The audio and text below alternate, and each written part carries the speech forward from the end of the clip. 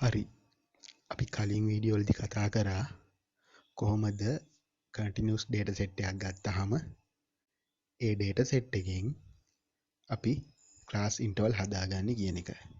ඒ විදිහට අපි මේ ක්ලාස් ඉන්ටර්වල්ස් හදාගත්තා. එතකොට ඊට පස්සේ ඒ ක්ලාස් ඉන්ටර්වල්ස් වලට අදාළ ෆ්‍රීකවන්සි ඒ ඩේටා ගණන් කරලා ඒ ෆ්‍රීකවන්සි ටිකත් අරගෙන අපි ෆ්‍රීකවන්සි ඩිස්ට්‍රිබියුෂන් එක හදාගත්තා. එතකොට ඒ විදිහට මම ක්ලාස් ඉන්ටර්වල් සහ ෆ්‍රීකවන්සි ගොඩනගා ගන්න අපිට පුළුවන් වුණා. ඊළඟට අපි කරේ මොකද්ද? මේ බවුන්ඩරිස් හොයාගත්තා අදාළ ක්ලාස් ඉන්ටර්වල් පාවිච්චි කරලා. බවුන්ඩරිස් හොයන විදිහ අපි කතා කරා. ඊළඟට මේ බවුන්ඩරි සහ ඒ බවුන්ඩරිස් එක්ක තියෙන ෆ්‍රීකවන්සි කියන දෙක මෙන්න මේ දෙක එකතු කරලා අපි හිස්ටෝග්‍රෑම් එක අඳින්න අවශ්‍ය කරන දේවල් කොහොමද හිස්ටෝග්‍රෑම් එකක් අඳින්නේ කියන එක කතා කරා. හරි. ඊට පස්සේ ඊළඟට මොකද කරේ අපි? ඊළඟට අපි මේවා පාවිච්චි කළා කොහොමද මිඩ් පොයින්ට්ස් හොයාගන්නේ කියන එක කතා කරන්නේ. මිඩ් පොයින්ට්ස් වලට වැඩිපුර අපිට අවශ්‍ය කරන ක්ලාස් ඉන්ටර්වල්ස් වලට වඩා වැඩිපුර ක්ලාස් ඉන්ටර්වල්ස් දෙකක් අපි මේකෙදි අරගත්තා. ඒ කියන්නේ අපේ අදාළ ක්ලාස් සෙට් එකෙන් විතරක් නවතින්නේ නැතුව ඊට වඩා අඩු ක්ලාස් එකකුයි වැඩි ක්ලාස් එකකුයි අපි ගත්තා. ඉතින් ඊළඟට මේ මිඩ් පොයින්ට්ස් සහ ෆ්‍රීකවන්සි කියන ඒවා අරගෙන අපි ෆ්‍රීකවන්සි පොලිගන් එක නිර්මාණය කරා. ඒ පොලිගන් එක අඳින්න තමයි අපිට වැඩිපුර ඔය දෙපැත්තෙන් මිඩ් පොයින්ට් දෙකක් අවශ්‍ය වුණේ. ඒ හින්දා තමයි අපි අමතර ක්ලාස් දෙකක් වැඩිපුර මේකට ඇඩ් කරගත්තේ. එතකොට එහෙමනම් අපි ඔන්න ඔය ටික කතා කරලා තියෙනවා. හරි. ඊට පස්සේ අපි බලමු කොහොමද මේ ටික අපි ළඟ තියෙනවා ක්ලාස් ඉන්ටර්වල් ෆ්‍රීකවන්සි බවුන්ඩරි සහ මිඩ් පොයින්ට්ස්. අද කතා කරමු කමියුලේටිව් ෆ්‍රීකවන්සි එක කොහොමද හොයන්නේ කියලා. එතකොට ඒක මම මේ ඩේටා ටික Excel එකකට දාගෙන තියෙනවා මේකේ මොනවාද? ක්ලාස් ඉන්ටර්වල් තියෙනවා,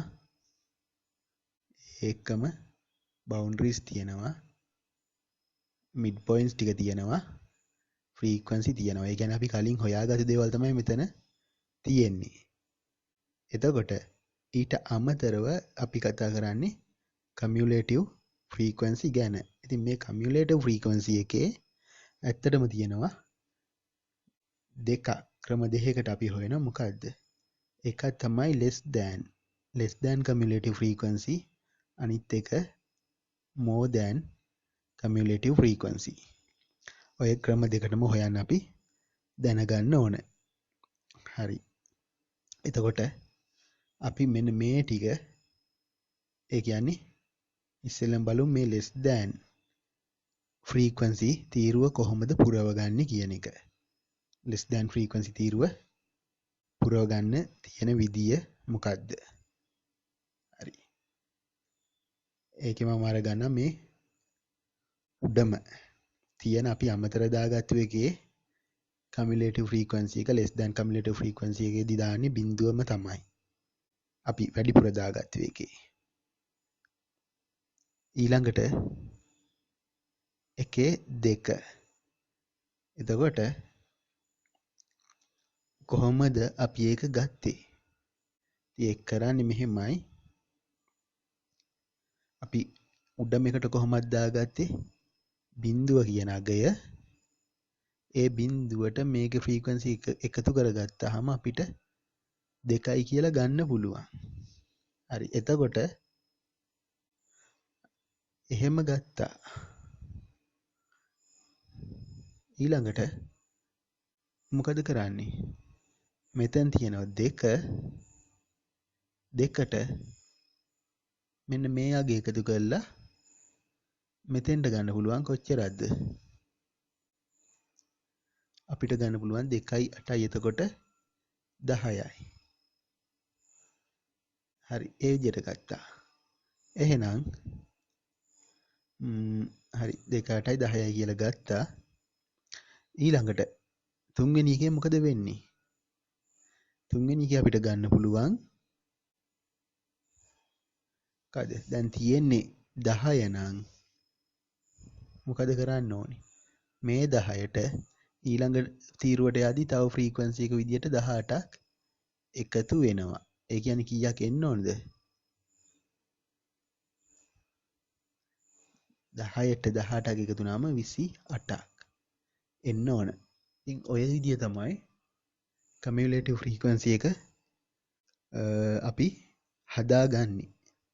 එතකොට ඒ කියන්නේ මොකද්ද අපි කරන්නේ?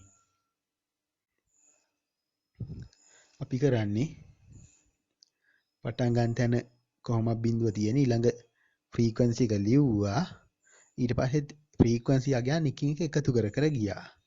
2යි ඊළඟ එකේ 8ත් එක 10යි ඊළඟ එකේ ෆ්‍රීකවන්සි එක 18ක් හින්දා 10යි 18යි 28යි 28යි ඊළඟ එකේ ෆ්‍රීකවන්සි තියෙන්නේ 13. එතකොට 28යි 13යි 41යි. ඊළඟ එකේ ෆ්‍රීකවන්සි තියෙන්නේ 7යිනේ. ඔය 41ට 7ක් එකතු වුණාම 48යි. 48යි ඊළඟ එකේ 1යි. ඒ කියන්නේ 49යි. ඊළඟ එකෙත් 1යි 49ට තව එකක් එකතු වුණාම 50යි. ඉතින් අපි දන්නවා අපේ ළඟ ඩේටා 50ක් තිබුණා කියලා. එහෙනම් අපේ ක්ලාස් වල අන්තිමට එද්දී ඒ 50 සම්පූර්ණ වෙන්න ඕන. හරි. ඊට පස්සේ අර වැඩිපුර ගත්තු 15 එකට මොකද කරන්නේ? ඔව් ඉතින් එතනින් එහාට ආයි එකතු වෙන අගයක් නෑනේ. 50ම තමයි. මොකද බිඳුවනේ ෆ්‍රීකවන්සි එකක් විදියට තියෙන එකේ. ඉතින් 50යි බිඳුවයි 50ම කියලා ගන්න පුළුවන්. ඒ කියන්නේ මේකේ අනිවාර්යයෙන්ම කමියුලේටිව් ෆ්‍රීකවන්සි අපි හදාද්දී ඔය අන්තිමටම තියෙන ක්ලාස් එකේයි ඊට යටින් අපි වැඩිපුර එකතු කරන ක්ලාස් එකේයි මෙන්න මේ දෙකේ සමානව තමයි කමියුලේටිව් ෆ්‍රීකවන්සි එක එන්නේ. හරි. ඉතින් ওই විදිහට අපිට less than cumulative frequency එක හදාගන්න පුළුවන් වුණා. හරි. ඊට පස්සේ අපි බලමු කොහොමද more than cumulative frequency එක හදන්නේ. more than එකේ උඩම අර අමතරව දාගත්තු ක්ලාස් එකට වැඩිපුර දාගත්තු ක්ලාස් එකට අපි දාන්නේ අපි ළඟ තියෙන total data ගාන. ඒ කියන්නේ data 50ක ඒවනේ මේ තියෙන්නේ. 50 දැම්මා. දැන් එතකොට මේකෙන් මොකද කරන්නේ? එතන 50 දාලා අපි කරන්නේ මෙතන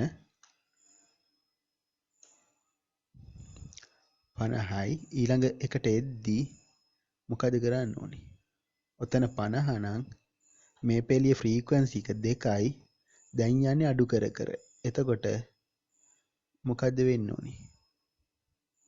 මෙතන එන්න ඕන 50න් 2ක් අඩු වුණාම 48. හරි. ඊළඟ එකට මොකද වෙන්නේ? ඉතින් මෙතන 48යි. එතකොට 48න් මොකද කරන්න ඕනේ? ඊළඟ එකට යද්දී ඒකේ තියෙනවා 8ක්. ඒක අඩු කරන්න ඕන. දැන් less than frequency එක හෙව්ව එකතු කර කර more than frequency එක හොයන්න අඩු කර කර. එහෙමනම් මොකද වෙන්න ඕනේ? මෙතෙන්ට එන්නේ ඔය උඩ තියෙන 48න් 8ක් අඩු වෙලා. එතකොට එහෙනම් කීයක් එනවද? 40යි. එහෙමනම් අපි දැන් දන්නවා මොකද වෙන්න ඕනේ? මේ ෆ්‍රීකවන්සි අඩු වෙවි යන්න ඕන. එහෙනම් 40න් 18ක් අඩු වෙන්න ඕනේ. ඊළඟ එකේ ෆ්‍රීකවන්සි එක 18යිනේ. 40න් 18ක් 22යි. ඊට පස්සේ 22න් ඊළඟට තියෙන ෆ්‍රීකවන්සි එක 13. අඩු වුණාම 9යි. 9න් ඊළඟ ෆ්‍රීකවන්සි එක 7ක් අඩු වුණාම 2යි. 2ක් තියෙනවා මේකේ පෙළියේ ෆ්‍රීකවන්සි එක 1යිනේ. එකක් අඩු වුණාම 1යි. ආපහු එකෙන් පස්සේ තව මේකේ ෆ්‍රීකවන්සි එක 1යි. ඒ කියන්නේ එක එකක් බිඳුවයි. එතකොට අන්තිමම ක්ලාස් එකට එද්දී ඒක ෆ්‍රීකවන්සි එක 0ක් වෙන්න ඕන. පටන් ගන්නෙ 50න් 50 අපි දාන්නේ අර වැඩිපුර දාගත්තු ක්ලාස් එකට දාලා අඩු කර කර ආව 0 වුණා. ආපහු අන්තිමටම තියෙන අර අමතර ක්ලාස් එකට 0 තමයි එන්නේ. ඉතින් එතනත් මොකද වෙන්නේ? මේ වගේ ඒ දෙක සමානයි. අන්තිම දෙක කලින් එකේ වගේම අගයන් සමානව තමයි එන්නේ. අන්තිම එකේදී වෙනසක් වෙන්නේ නැහැ. එකතු කරත් එහෙම අඩු කරත් වෙනසක් වෙන්නේ නැහනේ. ඉතින් ඒ හේතුව හින්දා අපිට ඔය විදියට එහෙනම් කමියුලේටිව් ෆ්‍රීකවන්සි එක අපිට හොයාගන්න පුළුවන්. හරි. කමියුලේටිව් ෆ්‍රීකවන්සි අපි හොයාගත්තා. හොයාගත්තනම් අන්න ඒකත් දාලා මම මේ විදියට හදාගත්තා අදාළ ටේබල් එක, සම්පූර්ණ ටේබල් එක. හරි. ඔය තියෙන අපි හොයාගත්තු data. ඊට පස්සේ කමියුලේටිව් ෆ්‍රීකවන්සි එක less than එකයි more than එකයි කියලා දෙකක් ගත්තනේ. දැන් අපි ගත්තේ සාමාන්‍ය ෆ්‍රීකවන්සි එක බවුන්ඩරිත් එක්ක අරන් ෆ්‍රීකවන්සි එක අරගෙන අපි හෙව්වේ මොකද්ද? හිස්ටෝග්‍රෑම් එක තමයි යන්නේ. ඊට පස්සේ අපි බවුන්ඩරිස් වෙනුවට මිඩ් පොයින්ට් පාවිච්චි කරලා ෆ්‍රීකවන්සි එකත් එක්ක අපි හැදුවා ෆ්‍රීකවන්සි පොලිගන් එක. හරි. දැන් ඊට පස්සේ අපි මෙතෙන්දි ගන්නෙ මොකද්ද? අපි මෙතෙන්දි ගන්නෙ මේ මිඩ් පොයින්ට්ස්. මිඩ් පොයින්ට්ස් එක්ක අපිට less than cumulative frequency හෝ එහෙම නැත්නම් more than cumulative frequency ඔය කියන මොනවා හරි, ඒ කියන්නේ මිඩ් පොයින්ට්ස් x අක්ෂයට අරන් ෆ්‍රීකවන්සි එක වෙනුවට less than හෝ more than කියන මොනවා හරි අරගෙන අපිට අඳින්න පුළුවන් තව ප්‍රස්ථාරයක්. අන්න ඒකට අපි කියනවා ඔගිව් කියලා. ඔගිව් එක කොහොමද අපි අඳින්නේ? ඔගිව් එක එහෙමනම් අපි බලමු ඉස්සෙල්ලම මේ මිඩ් පොයින්ට්ස් එක්ක less than cumulative frequency එක අරගෙන මොකද්ද කරන්නේ? ඉතින් මේ තියෙන අදාළ මිඩ් පොයින්ට්ස් ටික මෙතන. එතකොට මේක LTCF කියලා මම කෙටියෙන් දාගත්තේ less than cumulative frequency කියන එක. එතකොට less than cumulative frequency එකට අදාළ ඔගිව් එක තමයි මේ තියෙන්නේ. ඉතින් බලන්න අපි y අක්ෂයට ගන්නෙ මේ cumulative frequency එක. ඉතින් ඒක අපි දන්න උපරිම අගය 50ක් දක්වා යනවා කියලා. බිඳුවෙන් පටන්ගෙන 50 දක්වා යනවා. එතකොට මේ 50ක් පෙන්වන්න පුළුවන් තරමේ ස්කේල් එකක් අපි මේ පැත්තට y අක්ෂයට හදා ගන්න ඕන. ඊට පස්සේ අපිට x අක්ෂය දිගේ එන්නේ මොනවාද? අදාළ මිඩ් පොයින්ට්ස් ටික. එතකොට ඔය විදිහට අපිට ගන්න පුළුවන්. එහෙමනම් කොහොමද අඳින්නේ? අපිට මේකේ අඳින්න පුළුවන්. බලන්න මුලින්ම තියෙන්නේ 97 දී බිඳුවයි. ඉතින් 97 බිඳුව කියන තැන මාක් කරා. ළඟට 102 දී 2යි. 102 දී 2 කියන අගයෙන් මාක් කරගත්තා. 107 දී 10යි. 107 දී 10 කියන තැන මාක් කරගත්ත. මෙතින් 10. එතකොට ඔය විදියට අපිට අදාළ ටික මාක් කරගෙන ගියා. ඉතින් මෙතන වැඩිපුර මෙන්න මේකයි 97 කියලා මාක් කරපු එකයි මෙතන 137. ඒ කියන්නේ මෙන්න මෙතන 137ට දාලා මාක් කරන 50යි කියන්නේ වැඩිපුර දෙක. හැබැයි මේ දෙකත් අපි මේවයි මාක් කරනවා. එතකොට මේක එන්න වැඩි වෙලා ගිහිලා අන්තිම ඩේටා දෙක සමාන මට්ටමේ තියෙන. මොකද අන්තිම දෙක සමානයිනේ. ඉතින් ඕක තමයි එන්නේ less than cumulative frequency එකට අඳින ඔගිවිය. less than ඔගිව් එක ඔය විදිහට අපිට ගන්න පුළුවන්. හරි. ඊට පස්සේ අපි මේක more than එක ගත්තොත් මොකද වෙන්නේ? less than එක හරි more than give එක. ඉතින් මේ තියෙන්නේ more than give එක. එතකොට මේකෙන් මොකද වෙන්නේ? මෙතන mid points ටිකත් එක්ක මං MTCF කියලා තමයි ගත්තේ. more than cumulative frequency කියන එක. අපි දන්නවා ඒක කොහොමද එන්නේ? ඒකෙන්නේ පටන් ගන්නේ 50න් වැඩි මගේ කොහොමද 50 නිසා අපිට 50ක් මාක් කරන්න පුළුවන් තරමට y අක්ෂය ස්කේල් එකක් ගන්න ඕන. ඒ කියන්නේ y අක්ෂයට අපි ගන්නේ cumulative frequency එකනේ. ඊට පස්සේ x අක්ෂයට අපි දානවා මොනවාද? mid points ටික. ඊළඟට මාක් කරගෙන යනවා මේ අදාළ අගයන් ටික. 97 දී තියෙන්නේ 50යි. ඉතින් මෙතන 97ට අදාළව අගය 50ක් වෙන තැන අපි මාක් කරා. ඔය විදිහට අපිට අගයන් ටික ගිහිල්ලා 132 දී බිඳුවක් තියෙනවා. ඉතින් 132 දී බිඳුව සහ අපහු 137ත් බිඳුවක් ඒක වැඩිපුර දාගත්තු. එතකොට මොකද වෙන්නේ? මේ මුලින්ම දාන 50 තියෙන